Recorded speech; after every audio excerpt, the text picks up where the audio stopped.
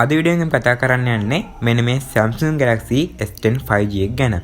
ඉතින් ඔයා මේ දවස්වල රුපියල් 70000ත් ඒ වගේම 80000ක් වගේ ප්‍රයිස් රේන්ජ් එකකදී ෆෝන් එකක් ගන්න ඉන්නව නම් එහෙම මේ අද ගෙන අපු වීඩියෝ එකට ගොඩක් අදගත්තයි. මොකද අද වීඩියෝ එකෙන් කතා කරන්නේ අන්නේ ප්‍රයිස් රේන්ජ් එකේදී ගන්න පුළුවන් ගොඩක්ම හොඳ ස්මාර්ට් ෆෝන් එකක් ගැන.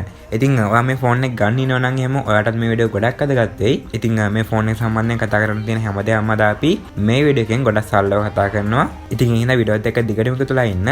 එහෙනම් වැඩි කතා නැතුව අද වීඩියෝ පටන් ගමු. ගිහිල්ලා බලමු මෙන්න මේ Samsung Galaxy S10 5G එක මොන වගේ ස්මාර්ට් ෆෝන් එකක්ද කියලා. ඉතින් මුලින්ම කියනවනේ මේ ෆෝන් එක වේරියන්ට් දෙකකින් එනවා. ඒ කියන්නේ 4G සහ 5G විදිහට. ඉතින් 4G එක ග්ලෝබලි රිලීස් වෙන්නේ නැහැ. කන්ට්‍රීස් කීපයකට විතරයි රිලීස් වෙන්නේ. හැබැයි ග්ලෝබල් එක හැමතැනම රිලීස් වෙනවා 5G device එකක් විදිහට.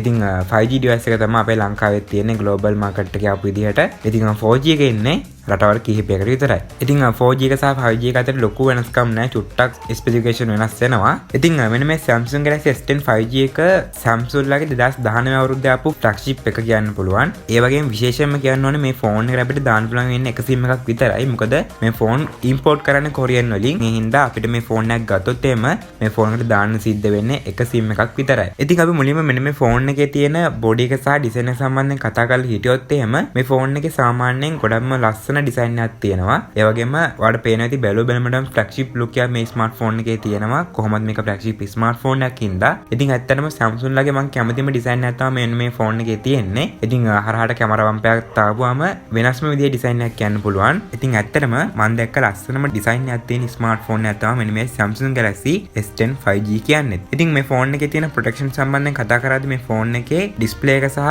බෑක් එක මේ දෙකම ආරක්ෂා කරලා තියෙන Corning Gorilla Glass 6 වලින් ඒ වගේම ඇලුමිනියම් ෆ්‍රේම් එකක් බලා ගන්නත් පුළුවන් වෙනවා. ඉතින් ඒ හින්දා ගොඩක්ම හොඳ මට්ටමක ඩියුරබිලිටි එකක් අපිට මේ ෆෝන් එකේ බලා ගන්න පුළුවන් වෙනවා. හැබැයි ඉතින් බීම් වැටුනොත් එහෙම ග්ලාස් කුඩු වෙනවා. ඉතින් ඒ හින්දා අනිවාර්යයෙන්ම ෆෝන් එක පරිස්සම් කරගෙන පාවිච්චි කරන්න ඕනේ. ඒ වගේම තමයි IP68 water resistant certificate එකක් මේ ෆෝන් එකට හම්බෙලා තියෙනවා. හැබැයි හම්බෙලා තිබ්බට මේ ෆෝන් එක දැන් ගත්තොත් එහෙම කොයිම වෙලාවකවත් වතුරට දාන්න යන්න එපා. මොකද මේ ෆෝන් ගොඩක් දුරට මේ වෙද්දී මොකක් හරි රිපෙයාර් එකකට ගලවලා තියෙන්න පුළුවන්. ඉතින් ඒ හින්දා ෆෝන් එක එකපාරක් මෙහෙම ගැලුව කියන්නේ අනිවාර්යයෙන් මේ සීල් එක කැඩෙනවා. ඉතින් සීල් එක කැඩුණාට පස්සේ ෆෝන් එක water proof වෙන්නේ නැහැ. ඉතින් ඒ හින්දා අනිවාර්යයෙන් ෆෝන් එක ගත්තොත් එහෙම වතුරට නම් දාන්න යන්න එපා. මොකද වතුර ගියොත් එහෙම ඔයාලට වොරන්ටි එකක්වත් දෙන්නේ නැහැ ගන්න තැනින්. ඒ වගේම තමයි මේ ෆෝන් එකේ තියෙන ඩිස්ප්ලේ සම්බන්ධයෙන් කතා කරද්දී මේකේ තියෙන්නේ ගොඩක්ම ලොකු ඩිස්ප්ලේ එකක්. මොකද අඟල් 6.7ක Dynamic AMOLED ඩිස්ප්ලේ එකක් තමයි ස්මාර්ට් ෆෝන් එකේ තියෙන්නේ. ඉතින් ඒ වගේම මේක අපිට HDR10+ බලා ගන්නත් පුළුවන් වෙනවා. ඉතින් ඒ වගේම ගොඩක්ම high resolution එක අපිට මේ ෆෝන් එකේ බලා ගන්නත් පුළුවන් වෙනවා. ඉතින් ඒ කියන්නේ QHD+ resolution එකක්. ඉතින් මේ resolution එක පාටම වැඩි. ඉතින් ඒ හින්දා මේ ෆෝන් එකේ තියෙන ඩිස්ප්ලේ quality එක, මේ ෆෝන් එකේ ඩිස්ප්ලේ එකේ තියෙන details, sharpness එක මේ හැමදේම ගොඩක්ම හොඳ මට්ටමක තියෙනවා. ඉතින් games play කරන්න, film බලන්න මාරම experience එකක් අපිට මේ ෆෝන් එකේ තියෙන ඩිස්ප්ලේ එකෙන් ගන්න පුළුවන්. මොකද මාරම detail අපිට මේ ෆෝන් එකේ තියෙන ඩිස්ප්ලේ එකෙන් experience කිරීමේ හැකියාව තියෙනවා. ඉතින් මේ ෆෝන් එකේ තියෙන outdoor visibility එක උනත් ගොඩක්ම හොඳ මට්ටමක තියෙනවා. ඉතින් ඒ හින්දා එළියකදී උනත් අපිට මේ ෆෝන් එක කිසිම අවුලක් නැතුව පාවිච්චි කිරීමේ හැකියාව තියෙනවා. මේකේ තියෙන මෙන්න මේ brightness level එකත් එක්ක. ඉතින් මේ ෆෝන් එකේ ඩිස්ප්ලේ එකේ පොඩි අඩුවකට තියෙන්නේ අපිට මේ ෆෝන් එකේ බලා ගන්න පුළුවන් වෙන්නේ 60 Hz panel එකක්. ඉතින් මේකට 120 Hz වගේ ආව නම් ගොඩක්ම දුරට මීට වඩා quality එකක් එන්න පුළුවන් මේ ෆෝන් එකේ තියෙන ඩිස්ප්ලේ එකට. ඉතින් ඇත්තටම පට්ටම ඩිස්ප්ලේ එකක් තමයි මේ ෆෝන් එකේ තියෙන්නේ. ඉතින් අපිට මේ ෆෝන් එකේ තවත් always on display feature එක බලා ගන්නත් පුළුවන් වෙනවා. ඒ වගේම ඩිස්ප්ලේ එක සම්බන්ධයෙන් කතා කරද්දී මතක් කරන්න ඕනේ මේ ෆෝන් එකේ fingerprint sensor එක තියෙන ඩිස්ප්ලේ එකේම තමයි ගොඩක්ම speed fingerprint sensor එක තමයි ෆෝන් එකේ තියෙන්නේ. ඉතින් ඇඟිල්ල තිබ්බ සැනීම ෆෝන් එක unlock කරලා දෙනවා. ඉතින් අපේ ඇඟිල්ලේ වතුර චුට්ටක් තිබ්බත් දාඩි ටිකක් තිබ්බත් කිසිම ප්‍රශ්නයක් නැතුව මේ ෆෝන් එක unlock වෙනවා. ඉතින් ඇත්තටම ඩිස්ප්ලේ එක සම්බන්ධයෙන් කතා කරද්දී මාරම quality ඩිස්ප්ලේ එකක් තමයි මේ ෆෝන් එකේ තියෙන්නේ. ඉතින් ඔයාලා ගේම්ස් ප්ලේ කරන්න, ෆිල්ම්ස් බලන්න, මේ වගේ එන්ටර්ටේන්මන්ට් පැත්තට ෆෝන් එකක් හෙව්වනම් එහෙම ගොඩක්ම හොඳ ඩිස්ප්ලේ එකක් තියෙන ඔයාලට මෙන්න මේ ෆෝන් එක මට රෙකමන්ඩ් කිරීමේ හැකියාව තියෙනවා. මොකද ඒ තරමටම quality එකක් අපිට මේ ෆෝන් එකේ තියෙන ඩිස්ප්ලේ එකේ බලා ගන්න පුළුවන් වෙනවා. ඒ වගේම තමයි මේ ෆෝන් එකේ තියෙන platform එක සම්බන්ධයෙන් කතා කරද්දී මේකේ තියෙන OS එක වෙන්නේ මේක රිලීස් වෙද්දී එන්නේ Android 9 version එක. හැබැයි අපිට මේ ෆෝන් එක මේ වෙද්දී Android 12 වලටම අප්ඩේට් කිරීමේ හැකියාව තියෙනවා One UI 4.1 version එකත් එක්කම. ඉතින් මේකේ Android 12 තමයි අන්තිමට අවිල්ලා තියෙන අප්ඩේට් එක වෙන්නේ. ඉතින් මම හිතන්නේ ඉස්සරහට නම් ආය අප්ඩේට් එයි කියලා. සමහරකට අප්ඩේට් එන්නත් පුළුවන්. හැබැයි ලොකෝට ෂෝ එකක් නැහැ අප්ඩේට් එයි කියලා. ඉතින් Android 12 තමයි කොට දුරට මේකේ තියෙන අන්තිම අප්ඩේට් එක. ඉතින් Android 12 තිබ්බත් අපිට මේ ෆෝන් එක තවත් අවුරුදු කිහිපයක් යනකම් කිසිම අවුලක් නැතුව පාවිච්චි කිරීමේ හැකියාව තියෙනවා. ඉතින් ඒ හින්දා අප්ඩේට් ගැන බය වෙන්න දෙයක් නැහැ Apple ස්මාර්ට්ෆෝන් වල වගේ. මොකද හැම ඇප් එකක්ම මේ වෙද්දිත් මේ ෆෝන් එකට සපෝට් කරනවා. ඒ වගේ මේකේ තියෙන chipset එක සම්බන්ධයෙන් කතා කරද්දී මේකේ තියෙන Samsung ලගම Exynos 9820 කියන 8 nanometer chipset එක. ඉතින් මේ chipset එක ගොඩම powerful chipset එකක් කියන පුළුවන්. මොකද මේ විදිහේ තියෙන ඕනම app එකක් ඕනම game එකක් අපිට මේ phone එකේ කිසිම අවුලක් නැතුව run කරගැනීමේ හැකියාව තියෙනවා. ඉතින් අපිට game එකක් උනත් ගොඩම high graphics වල high frame rate වලදී සෙල්ලම් කිරීමේ හැකියාව තියෙනවා. මොකද මේක කොහොමද flagship smartphone එකක් හින්දා ගොඩම හොඳ මට්ටමක flagship performance එකක් අපිට මේ phone එකේ බලා ගන්න පුළුවන් වෙනවා. ඉතින් PUBG වගේ game එකක් අපිට මේ phone එකේ HDR settings වල ඒ වගේම ultra frame rate එකේ සෙල්ලම් කිරීමේ හැකියාව තියෙනවා කිසිම lag එකක් එහෙම නැතුව. ඉතින් ඒ හින්දා ඔයා performance target කරලා මේ phone එක ගන්නවා නම් ගත්තට කිසිම අවුලක් නැහැ. ඉතින් ඒ වගේම ඔයා gaming වලට target කරලා මේ phone එක ගන්නවා නම් ගත්තට කිසිම අවුලක් නැහැ. මොකද අපිට මේ phone එක ගොඩම හොඳ මට්ටමක games play කරන්න පුළුවන්. ඒ වගේම multitask කරන්න පුළුවන්. ඒ වගේම heavy task run කරගන්න පුළුවන්. මේ හැම ලොකු වැඩම අපිට මේ phone එකේ කිසිම අවුලක් නැතුව කරගැනීමේ හැකියාව තියෙනවා. ඒ වගේම තමයි මේ phone එකේ තියෙන RAM එක සම්බන්ධයෙන් කතා කරද්දී අපිට මේකේ version දෙකක් බලා ගන්න පුළුවන් වෙනවා. ඉතින් මෙතෙන්දී 8GB RAM එකක් එක්ක 256GB storage එකක්, ඒ වගේම 8GB RAM එකක් එක්ක 512GB storage එකකුත් බලා ගන්න පුළුවන් වෙනවා. ඉතින් අපිට මේකට වෙනම memory card එකක් නම් දාන්න බෑ. ඉතින් කලින් කිව්වා වගේම මේකට දාන්න පුළුවන් එක SIM එකකුත් විතරයි. ඉතින් අපිට පොඩි අවුලකට තියෙන්නේ අර මොකක් හරි SD card එකකින් phone එකට copy කරගන්න හෝ නැත්නම් phone එකේ තියෙන දෙයක් SD card එකට වගේ දාගන්න ඕන නම් තමයි මෙතෙන්දී ප්‍රශ්නේ එන්නේ. හැබැයි ඒකත් ලොකෝටම ප්‍රශ්නයක් නෑ. මොකද OTG cable එකක් කරා අපිට මේ දේවල් share කරගැනීමේ හැකියාවක් තියෙනවා. ඒ වගේම තමයි මේ phone එක තාමත් ගොඩක් දෙනෙක් මිලදී ගන්න මේ phone එකේ තියෙන කැමරා එකම focus කරලා. ඉතින් මේකේ තියෙන කැමරා එක සම්බන්ධයෙන් කතා කරද්දී මේක අපිට බලා ගන්න පුළුවන් වෙන්නේ කැමරා තුනයි. මෙතෙන්දී මෙගාපික්සල් 12ක main කැමරා එකක් බලා ගන්න පුළුවන් වෙනවා. මේක අපිට OIS බලා ගන්නත් පුළුවන් වෙනවා. ඒ වගේම dual pixel auto focus පහසුකම් මේ phone එකේ කැමරා එකට දීලා තියෙනවා. ඒ වගේම 12 මෙගාපික්සල් telephoto lens එකකුත් බලා ගන්න පුළුවන්. ඉතින් මේකෙත් අපිට OIS බලා ගන්න පුළුවන්. ඒ වගේම auto focus බලා ගන්නත් පුළුවන්. ඒ වගේම 2x දක්වා optical zoom කිරීමේ හැකියාවත් මේගොල්ලෝ දීලා තියෙනවා මෙන්න මේ telephoto lens එකෙන්. ඒ වගේම තමයි මෙගාපික්සල් 16ක ultra wide කුත් මේ phone එකට දීලා තියෙනවා. ඉතින් ඒ වගේම තමයි තවත් පොඩි lens එකක් තියෙනවා. ඒ තමයි මෙගාපික්සල් 0.3ක depth lens එකක්. ඉතින් මේ depth lens එක තියෙන හින්දා ගොඩක්ම sharp photo එකක් අපිට මේ phone එකෙන් capture කරගැනීමේ හැකියාව තියෙනවා.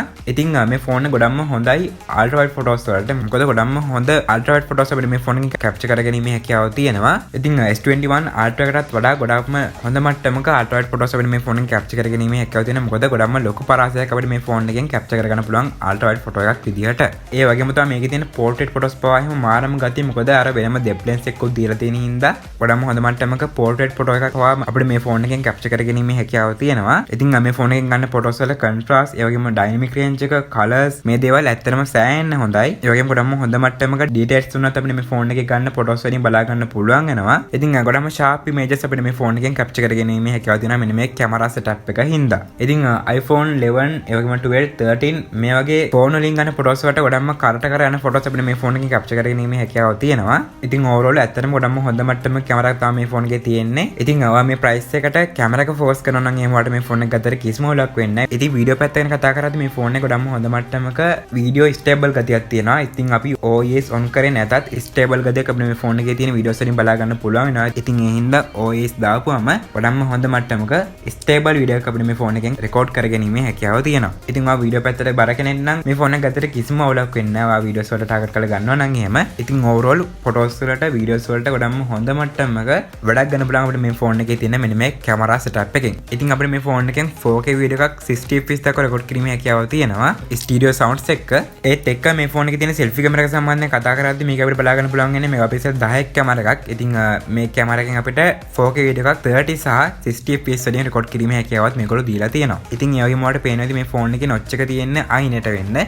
ඉතින් මම මීට කලින් අප්පු එක ස්මාර්ට්ෆෝන් එකක්වත් දැකලා නැහැ මේ වගේ i.net ඇවිල්ලා තියෙන notch එකක්. ඉතින් මේ notch එක ඇතුලේ sensors ටික ඒ වගේම අපේ selfie camera එක ඒ වගේම selfie camera එකත් එක්ක එන depth sensor එකත් බලා ගන්න පුළුවන් වෙනවා. ඒ වගේම sounds ගැන කතා කරද්දී අපිට මේ phone එකේ stereo speakers බලා ගන්න පුළුවන් වෙනවා. ඉතින් ඒ කියන්නේ speakers දෙකක් තියෙනවා. ඉතින් මේ sounds වලට support එක දීලා තියෙන AKG එකෙන්. ඉතින් මේ phone එකේ තියෙන ගොඩක්ම හොඳ point එකක් තමයි මේ phone එක අපිට බලා ගන්න පුළුවන් වෙනවා මෙන්න මේ 3.5mm audio port එක. සාමාන්‍යයෙන් flagship smartphone එකක මෙන්න මේ port එක අයින් කරනවා ගොඩක් දුරට. හැබැයි මේ phone එකේ මේ port එක තියෙනවා. ඉතින් මේ port එක තියෙන එක ඇත්තටම හොඳයි. ඉතින් මම කිව්වා මේ phone එකේ තියෙන stereo sound setup එකක් කියලා. ඉතින් ඒ හින්දා music එකක් play කරද්දී film එකක් බලද්දී game එකක් play කරද්දී ගොඩක්ම හොඳ මට්ටමක stereo sound experience එකක් අපිට මේ phone එකෙන් ගන්න පුළුවන් වෙනවා. මේ phone එක entertainment වලට මාරම හොඳයි. මොකද ගොඩක්ම හොඳ මට්ටමක display එකකුත් තියෙන හින්දා. ඉතින් ඒ වගේම මේ phone එකේ තියෙන battery එක සම්බන්ධයෙන් අන්තිමට කතා කරද්දී මේ phone එකේ තියෙන mAh 4500ක battery එකක්. ඉතින් ඒ වගේම 25 watt fast charging speed එක මේ phone එකට දීලා තියෙනවා. ඒ වගේම තමයි 15 watt wireless charging speed speed එකකුත් මේ ෆෝන් එකට දීලා තියෙනවා. ඒ වගේම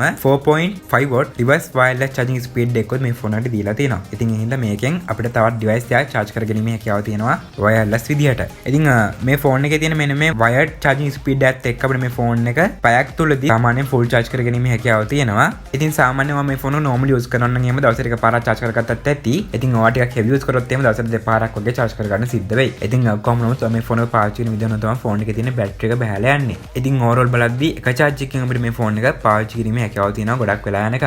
ඉතින් ඔන්න ඔය දේ තමයි අපිට මේ Samsung Galaxy S10 5G එක සම්බන්ධයෙන් කතා කරන්න තිබ්බේ.